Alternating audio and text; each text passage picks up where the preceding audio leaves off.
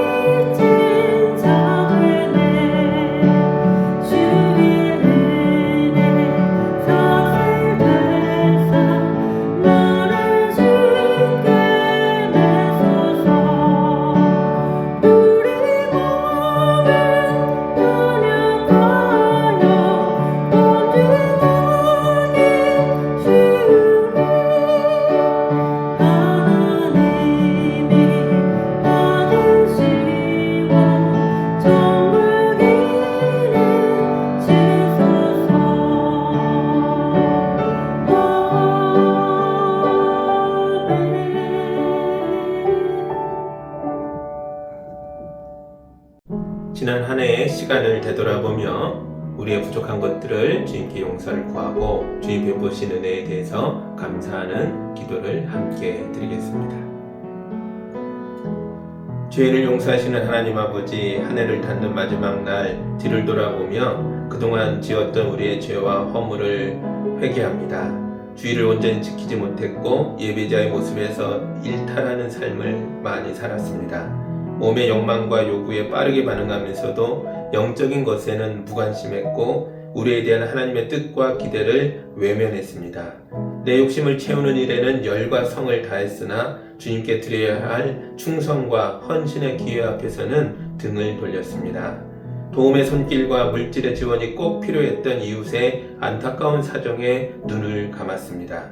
주님, 지난 한 해 지었던 우리의 모든 죄와 허물을 고백합니다. 용서하여 주옵소서. 새로운 날을 허락하여 주옵소서. 예수님의 이름으로 기도합니다. 아멘. 우리 주님이 주시는 용서와 치유와 화해의 말씀을 들으시기 바랍니다. 그때 내가 그들에게 일치된 마음을 주고 새 영을 그들 속에 넣어주겠다. 내가 그들의 몸에서 돌같이 굳은 마음을 없애고 살같이 부드러운 마음을 주겠다. 그래서 그들은 나의 율례대로 생활하고 나의 규례를 지키고 그대로 실천하여 내 백성이 되고 나는 그들의 하나님이 될 것이다. 아멘.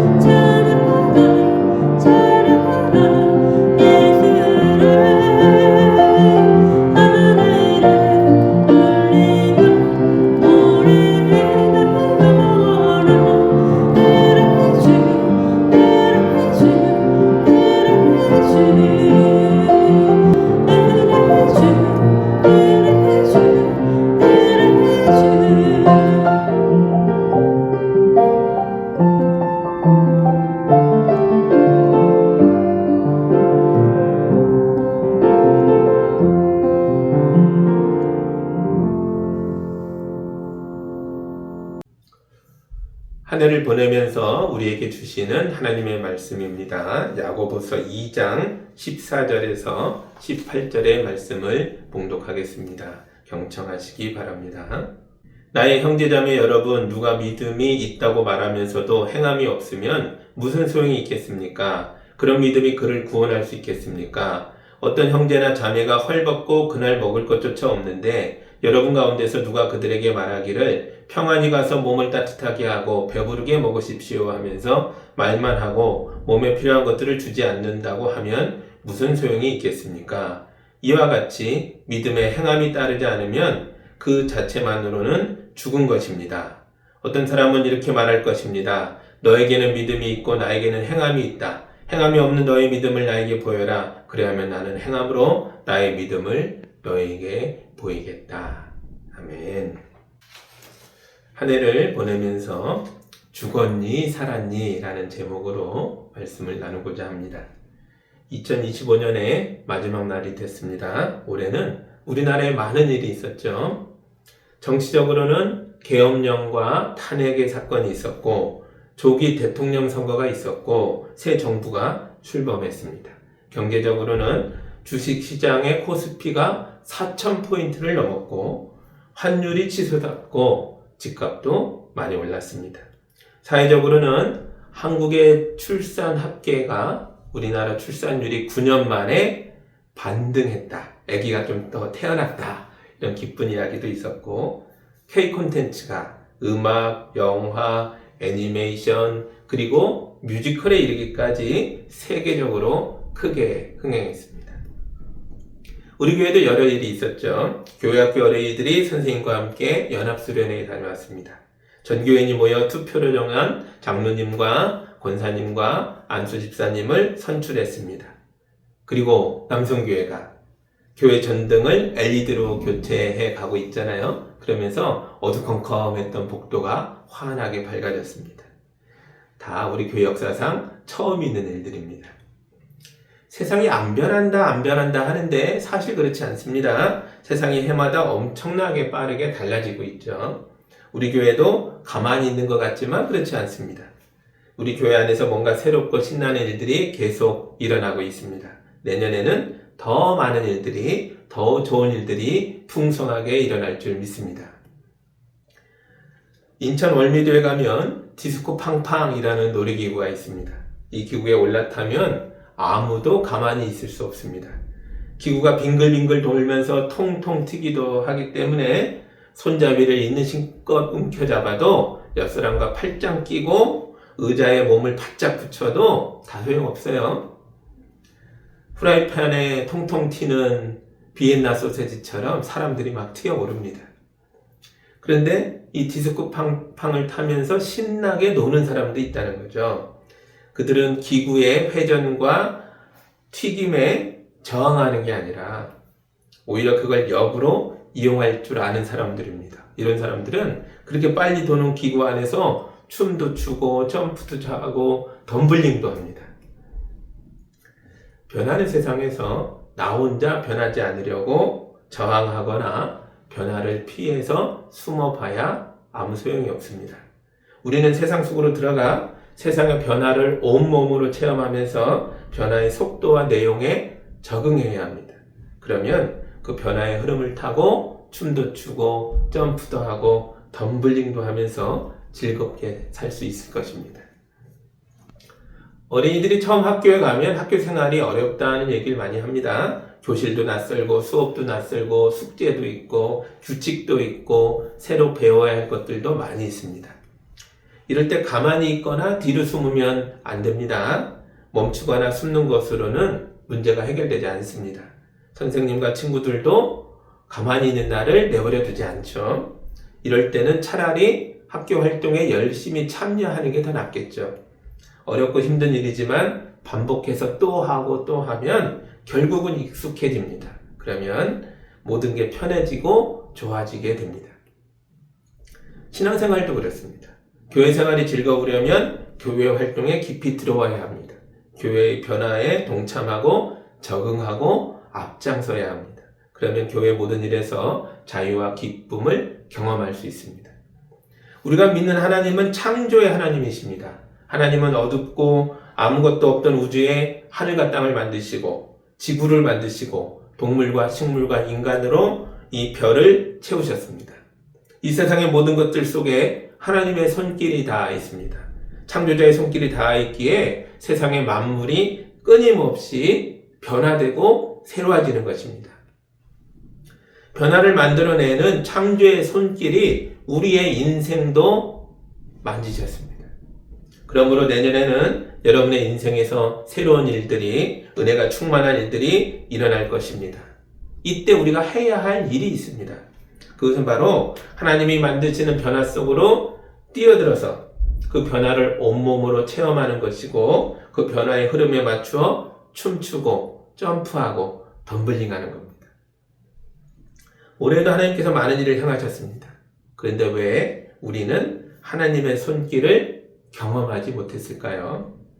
우리는 왜 여전히 골방에 숨어 있고 어둠에 앉아 있는 것입니까? 믿음이 없어서입니까? 아닙니다. 행함이 없어서입니다. 14절을 다시 볼까요? 나의 형제자매 여러분, 누가 믿음이 있다고 말하면서도 행함이 없으면 무슨 소용이 있겠습니까? 그런 믿음이 그를 구원할 수 있겠습니까? 믿음과 행함은 따로 떨어져 있는 게 아니라는 거죠. 믿음은 나무이고 행함은 열매입니다. 가시나무가 스스로 포도나무라고 주장해봐야 그 말이 아무 소용이 없습니다. 포도 열매를 맺어야 포도나무죠. 누가 믿음이 있다고 말해봐야 소용이 없습니다. 그가 행하는 것을 보고 아, 이 사람 속에 정말 믿음이 있구나 이렇게 알게 되는 거죠. 하나님께서 우리 땅의 소산물을 지켜주시고 포도밭에 풍년이 들게 하신다라는 걸 믿으십니까? 그러면 그 믿음에 걸맞게 행동하십시오. 먼저 여러분의 수입에서 온전한 11조를 하나님께 드리시기 바랍니다. 제가 말라기 3장 10절과 11절을 읽어드리겠습니다. 너희는 온전한 11조를 창고에 들여놓아 내 집에 먹을거리가 넉넉하게 하여라. 이렇게 바치는 일로 나를 시험하여 내가 하늘문을 열고서 너희가 쌓을 곳이 없도록 복을 붓지 않나 보아라. 나 만군의 주의 말이다. 나는 너희 땅의 소산물을 해로운 벌레가 먹어 없애지 못하게 하며 너희 포도밭의 열매가 채 익기 전에 떨어지지 않게 하겠다. 나 만군의 주가 말한다. 아멘. 저는 우리 아이들에게 용돈을 주면서 반드시 11조를 드리라고 합니다. 우리 큰애가 고등학생 때 어렵게 알바해서 벌어온 돈에서도 반드시 11조를 드리게 했습니다.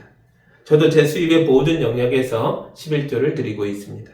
신혼일 때 교회가 주는 한 달 사례비가 64만 원 정도였던 것 같아요. 거기서 6만 4천 원을 11조로 내고 감사원금하고 성교원금하고 이것저것 보험료 내고 그러면 남는 게 없었습니다. 그래서 결혼하고 10년 동안은 영화관에 간 적도 없고 외식을 한 기억도 거의 없습니다. 그만큼 돈이 없었죠. 가정에 돈 쓸 일이 얼마나 많습니까? 저희 집도 마찬가지입니다. 우리 집 아이들이 이제 다 대학생이잖아요. 매년 학비가 엄청나게 들어갑니다. 큰 수술도 여러 번 해서 병원비도 많이 들었습니다. 교회가 주는 사례비는 감당할 수가 없죠. 그런데도 우리 가정에 경제적인 어려움이 없습니다. 왜냐하면 하나님께서 다양한 방법으로 채워주셨기 때문입니다. 제가 말한 적도 없고 부탁한 적도 없는데 다른 분들이 나서서 도와주셨습니다. 친구들과 동기들과 또 여러 교회들에서 부족한 재정을 채워주셨습니다. 저희 가정의 믿음을 모시고 하나님이 복을 주신 거죠. 하나님은 우리를 복 주시는 아버지이십니다. 믿으십니까? 그러면 행동으로 여러분의 믿음을 증명하시기 바랍니다.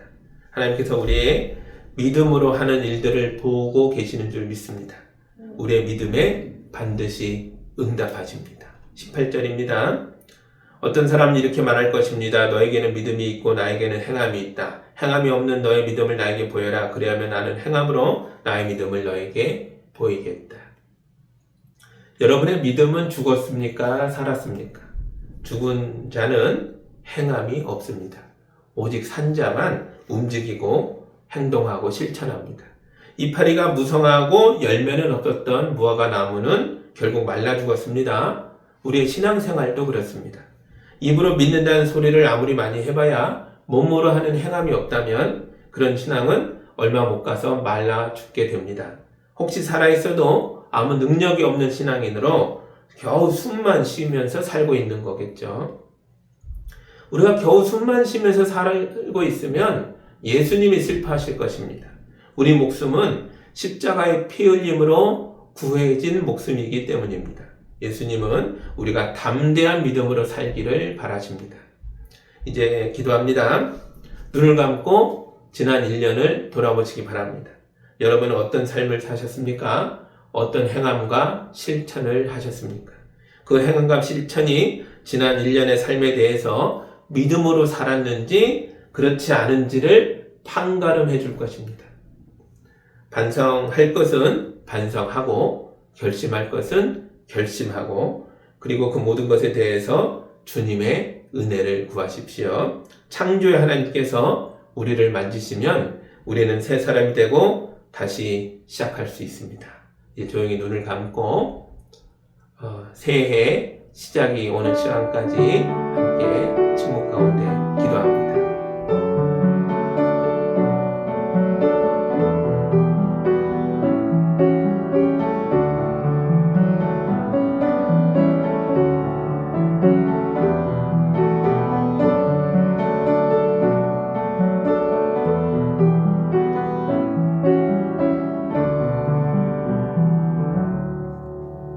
사랑의 하나님 아버지, 우리의 한 해를 이렇게 떠나보냈습니다. 그리고 새해를 맞이합니다. 주님의 은혜로 다시 한번 베풀어 주시는 귀한 날들을 은혜로 살아내는 믿음의 사람들이 될 수 있도록 인도하여 주옵소서. 새 날을 살 수 있도록 하나님의 능력과 역사와 새롭게 하시는 모든 창조의 손길을 우리에게 베풀어 주옵소서. 예수님의 이름으로 기도합니다. 아멘.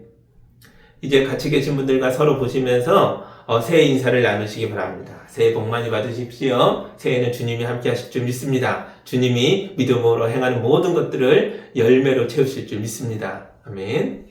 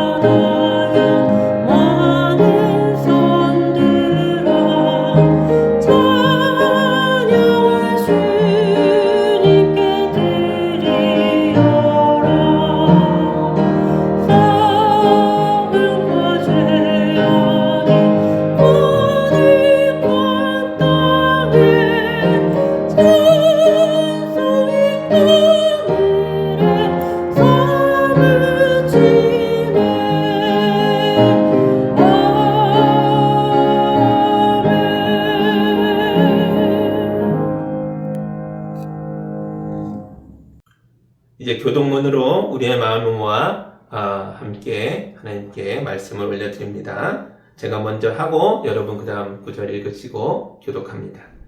그 옛날 주인께서는 땅에 기초를 놓으시며 하늘을 손수 지으셨다. 하늘과 땅은 모두 사라지더라도 주님만은 그대로 계신다. 그것들은 모두 옷처럼 낡고 지나가 버리지만 주님은 언제나 한결같으시며 주님의 횟수에는 끝이 없도다. 너희는 지나간 일을 기억하려고 하지 말며 옛 일을 생각하지 말아라. 내가 이제 새 일을 하려고 한다. 내가 광야의 길을 내겠으며 사막의 강을 내겠다. 누구든지 그리스도 안에 있으면 그는 새로운 피조물이라. 옛것은 지나갔으니 보라 새 것이 되었도다. 이제 나는 너희에게 새 계명을 준다. 서로 사랑하여라. 내가 너희를 사랑한 것 같이 너희도 서로 사랑하여라. 아멘. 이제 우리의 신앙을 사도신경으로 함께 고백합니다. 나는 전능하신 아버지 하나님 천지의 창조주를 믿습니다. 나는 그의 유일하신 아들 우리 주 예수 그리스도를 믿습니다. 그는 성령으로 잉태되어 동정녀 마리아에게서 나시고 본디오 빌라도에게 고난을 받아 십자가에 못 박혀 죽으시고 장사된 지 사흘 만에 죽은 자 가운데서 다시 살아나셨으며 하늘에 오르시어 전능하신 아버지 하나님 우편에 앉아 계시다가 거기로부터 살아있는 자와 죽은 자를 심판하러 오십니다. 나는 성령을 믿으며 거룩한 공교회와 성도의 교제와 죄를 용서받는 것과 몸의 부활과 영생을 믿습니다. 아멘. 새해에 우리에게 주시는 말씀은 빌립보서 4장 4절에서 7절의 말씀입니다. 하나님 말씀을 봉독할 때 경청하시기 바랍니다. 주님 안에서 항상 기뻐하십시오. 다시 말합니다. 기뻐하십시오. 여러분의 관용을 모든 사람에게 알리십시오. 주님께서 가까이 오셨습니다. 아무것도 염려하지 말고 모든 일을 오직 기도와 간구로 하고 여러분이 바라는 것을 감사하는 마음으로 하나님께 아뢰십시오. 그리하면 사람의 헤아림을 뛰어넘는 하나님의 평화가 여러분의 마음과 생각을 그리스도 예수 안에서 지켜줄 것입니다. 아멘. 구약 성경의 인물들 중에서 하박국 선지자는 굉장히 특이한 사람이었습니다. 하나님께서 하박국을 선지자로 부르셨을 때 예, 알겠습니다. 대답하지 않고 대신 왜요? 라고 꼬치꼬치 묻고 대들었습니다. 하박국서 1장 1절에서 3절을 제가 읽어드릴게요. 이것은 예언자 하박국이 묵시로 받은 말씀입니다. 살려달라고 부르짖어도 듣지 않으시고 폭력이다 하고 외쳐도 구해주지 않으시니 주님 언제까지 그러실 겁니까? 어찌하여 나로 불의를 보게 하십니까? 어찌하여 악을 그대로 보기만 하십니까? 약탈과 폭력이 제 앞에서 벌어지고 다툼과 시비가 그칠 사이가 없습니다. 이게 질문이 많은 사람을 만나면 피곤합니다. 그런데 뒤집어서 생각해보면 질문이 많다는 건 그만큼 세상에 대해 관심이 있다는 거고 신앙생활에 있어서도 열심이 있다는 뜻이겠죠. 하박국 선지자는 세상에 대해서, 믿음에 대해서, 하나님의 역사에 대해서 열정이 있는 사람이었습니다. 그래서 하나님께서 하박국 선지자에게 예언의 말씀을 맡기신 거죠. 우리 어린이들도 수업 시간에 손을 번쩍 들고 선생님 질문 있습니다 말하는 어린이들이 되시기 바랍니다. 열심히 공부하고 뜨겁게 신앙생활을 하셔서 하나님 일에 거룩하고 아름답게 쓰임받는 어린이들이 다 되기를 주님의 이름으로 축복합니다. 하박국 선지자가 살던 시대는 유대 왕국이 바벨론의 침공으로 멸망하기 직전이던 때였습니다. 나라가 망해가고 있는데 백성의 지도자들은 권력투쟁에 정신이 없었습니다.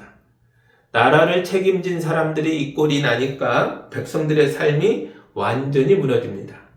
무화과나무에 과일이 없고 포도나무에 열매가 없고 올리브나무도 딸 것이 없고 밭에도 거둘 것이 없었습니다. 우리의 양들이 없고 외양간에 송아지도 없었습니다. 완전히 빈손입니다. 그런데 역시 하박국 선지자가 보통 사람이 아닙니다. 이런 처절한 현장 가운데서 그가 이렇게 외칩니다. 하박국서 3장 17절을 읽어드리겠습니다.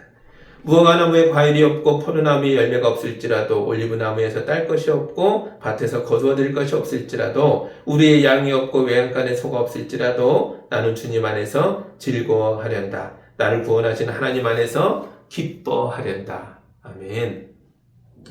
1장 1절에서는 하나님께 질문을 막 퍼부었잖아요. 그런데 하나님께서 인내심을 가지고 하박국의 질문에 대답해 주셨다는 거죠. 그리고 그 결과가 이것입니다. 하박국은 하나님을 믿게 됐습니다. 그래서 모든 것이 무너져 내리고 있는 세상을 보면서도 이게 우리의 끝이 아니다. 하나님이 다시 시작하신다. 이 믿음 안에서 기뻐했다는 거죠. 물가가 치솟고 사업이 어려워져도 원하는 일에서 실패했어도 우리는 기뻐하고 즐거워할 수 있습니다. 우리에게는 하나님이 계시기 때문입니다. 하나님께서 창조의 손으로 우리를 만지시면 우리는 폐허를 딛고 일어서게 될 것입니다. 이제 새해에는 우리의 모든 것이 새로워질 것입니다. 이런 믿음이, 이런 기쁨과 즐거움이 오늘 예배에 임하는 여러분에게 함께하게 되기를 예수님의 이름으로 축복합니다. 이제 오늘 본문의 4절 봅니다. 주님 안에서 항상 기뻐하십시오. 다시 말합니다. 기뻐하십시오. 아멘. 우리는 어디에 있어야 합니까? 우리가 있어야 할 곳이 어디예요? 우리는 언제나 주님 안에 있어야 합니다. 주님 안에서, 이 말은 사도 바울이 아주 많이 쓰는 말입니다. 그의 편지 속에서 주 안에서라는 말이 164번이나 나옵니다. 주 안에서, 이 말은 사도 바울이 자주 사용하는 말일 뿐만 아니라 이 말 속에 그의 신앙 고백이 깊이 들어있는 거죠. 나는 모든 걸 주 안에서 하고 있습니다. 이게 또한 우리 기독교 신앙의 본질입니다. 주 안에서 모든 걸 하는 거죠.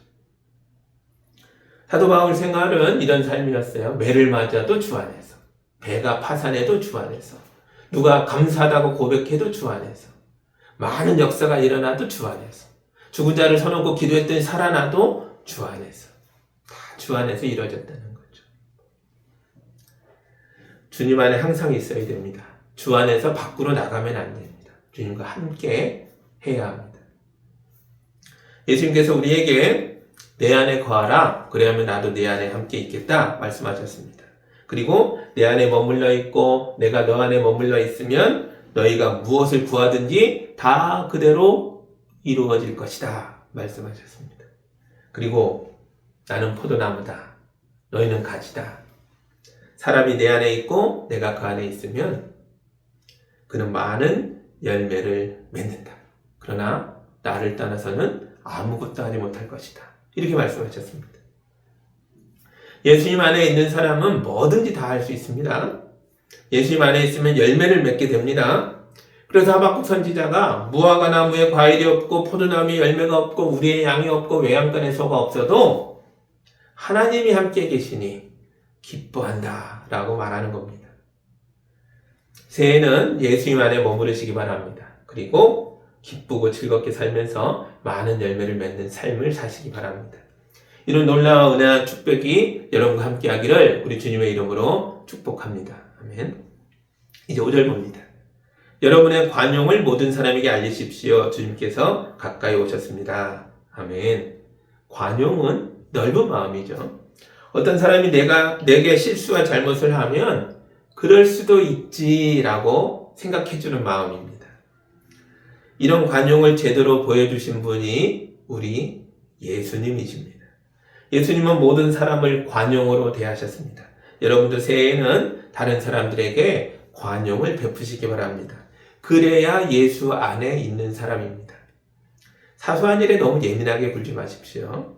작은 선에 너무 안달복달하지 마십시오. 일이 지연될 때, 원치 않은 문제가 생겼을 때, 금전적 손실이 생겼을 때, 차 타고 가는데 길이 너무 막힐 때, 사람들이 나를 짜증나게 할 때, 누군가가 내게 실수했을 때, 마음에 불이 붙는 것처럼 따갑더라도 주여 한번 하시고 너그러운 마음을 유지하시기 바랍니다. 우리가 이렇게 믿음으로 행하면 하나님이 부족한 것들을 우리에게 채워주실 줄 믿습니다. 여러분의 관용을 보면서 누가 꼭 이렇게까지 해야 돼요? 물으면 이렇게 대답하십시오. 주님께서 가까이 오고 계십니다. 하나님의 나라가 가까이 오고 있습니다. 세상의 종말이 다가오고 있습니다. 아등바등했던 모든 것들이 불타 없어질 것입니다. 하나님 나라에서는 세상의 것들이 모두 사소한 것들이 되고 말 것입니다. 그러므로 관용을 베푸시기 바랍니다. 이걸 알아야 주님 안에서 기뻐할 수 있습니다. 이제 6절과 7절입니다. 아무것도 염려하지 말고 모든 일을 오직 기도와 간구로 하고 여러분이 바라는 것을 감사하는 마음으로 하나님께 아뢰십시오. 그리하면 사람의 헤아림을 뛰어넘는 하나님의 평화가 여러분의 마음과 생각을 그리스도 예수 안에서 지켜주실 것입니다. 아멘. 새해에는 오직 기도와 간구로 바라는 것들을 감사하는 마음으로 하나님께 아뢰십시오. 그러면 우리를 괴롭히고 잠들지 못하게 했던 염려들이 모두 떠나가게 될 것이고 대신 하나님의 평화가 우리 마음과 생각을 지켜주실 것입니다.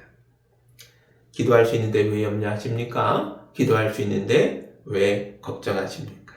염려한다고 해서 상황이 나아지는 게 아니죠. 밤새 고민하면 잠만 못 자고 피곤할 뿐입니다. 주님을 믿으십시오. 주님 안에 머무르십시오. 마음 깊이 주님을 부르고 기도하고 간구했으면 예수님 안에서 평안히 잘 주무십시오. 자고 일어나면 주님이 새 힘을 주시고 역사해 주실 줄 믿습니다. 이제 마지막으로 8절 한 절을 더 봅니다. 마지막으로 형제자매 여러분, 무엇이든지 참된 것과 무엇이든지 경건한 것과 무엇이든지 옳은 것과 무엇이든지 순결한 것과 무엇이든지 사랑스러운 것과 무엇이든지 명예로운 것과 또 덕이 되고 칭찬할 만한 것이 있으면 이 모든 것을 생각하십시오. 아멘. 마지막으로 우리가 새해 무엇을 이룰 것인가에 대한 결심을 하시기 바랍니다. 우리가 새해에 반드시 이루어야 할 것들은 물질적인 게 아닙니다. 성공이 아닙니다. 우리가 반드시 이루어야 할 게 이겁니다. 참된 것, 경건한 것, 옳은 것, 순결한 것, 사랑스러운 것, 명예로운 것, 덕이 되고 칭찬할 만한 것, 이것들을 생각하시기 바랍니다. 그리고 한 줄 더 읽을게요. 그리고 여러분은 나에게서 배운 것과 받은 것을 듣고 본 것들을 실천하십시오. 아멘. 생각으로 그치는 게 아니라 실천하라고 말하고 있습니다. 우리가 주님을 위하여 주님 안에서 믿음으로 결단하고 이것을 실천하며 나아가면 주님이 우리와 동행하십니다. 우리의 결심을 이루어 주십니다. 이제 새해가 열리고 주님이 가까이 오셨습니다. 내 곁에 하나님이 계시니 무엇을 근심하고 두렵게 여길 수 있겠습니까? 주님이 함께하고 계십니다. 이 믿음으로 우리나라와 우리 교회가 평안을 회복하고 든든히 서게 될 것입니다. 여러분의 가정도 새로워질 것입니다. 새해에는 많이 웃으시고 항상 기뻐하시고 넓은 마음으로 사람들을 품으면서 함께 기도하고 감사하는 성도들이 되시기 바랍니다.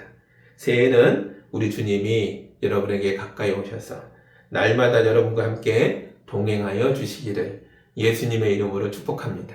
기도하겠습니다. 사랑의 하나님 아버지 감사합니다. 새해의 말씀을 받았습니다. 항상 기뻐하고 주님과 동행하고 오직 기도와 간구로 아뢰며 또 무엇보다도 하나님의 것들을 오르고 참된 것들을 생각하고 실천하여 이루어내는 삶을 살도록 인도하여 주옵소서. 우리 힘만으로 다 이룰 수 없습니다. 주여 동행하셔서 주님의 능력으로 이루어 주옵소서. 그래서 포도나무에 붙은 가지 되어 주님 안에 사람 되어 풍성하게 열매 맺는 삶을 살도록 도와주옵소서. 예수님 이름으로 기도하옵나이다. 아멘.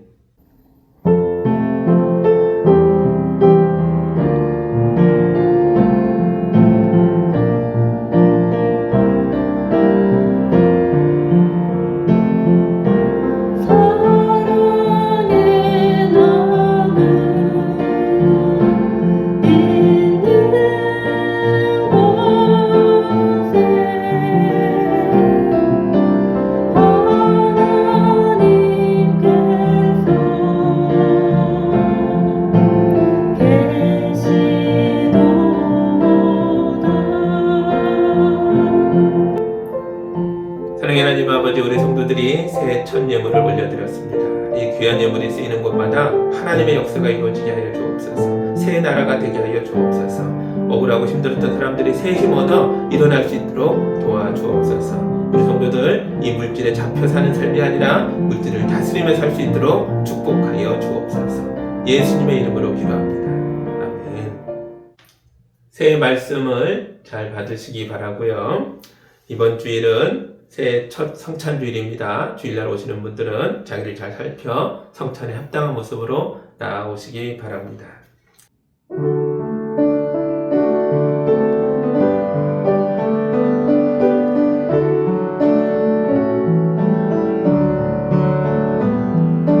예수 사랑하시는 성경에서